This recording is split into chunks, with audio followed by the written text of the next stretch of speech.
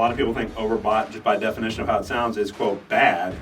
But actually, I've had a lot of experience in trading overbought markets to the upside and finding these retracement points, as long as they stay in a generalized overbought pattern, give you great opportunities to buy the dip in the best trends.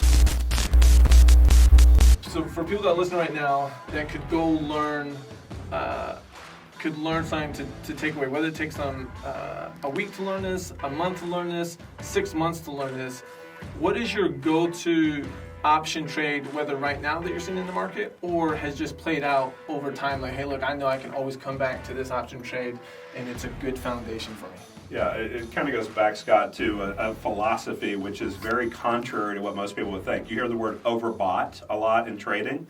Yeah. And a lot of people think overbought, just by definition of how it sounds, is, quote, bad.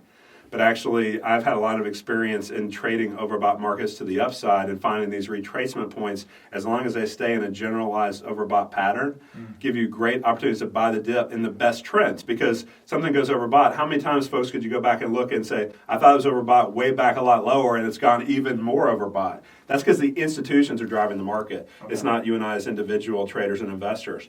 And so the idea is that if you can find where the institutions say, hey, they can't get in all at once, but they want to be in on these big trends that are happening. You look at Tesla over the last couple of years. You look at Apple in prior years. You know, when they want to get into those highly liquid names, they're going to keep on just steadily applying the dollars. And so when you can find these little dip points to buy that retest, that buy the dip, I like to buy just a simple like stock substitute in the money option. Maybe I'll create a little spread out of it to kind of hedge it a little bit. But the idea being that, hey, I can create something that if the stock bounces, I make money. If the stock stays flat, I make a little money. And if it goes against me, I stop it out quickly for a small loss.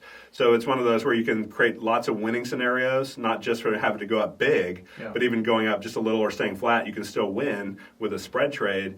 And then if it goes down a little bit, you just cut and run. But the idea being that, okay, you find these points. You don't just chase any old breakout. That's where I see a lot of inexperienced traders coming in now.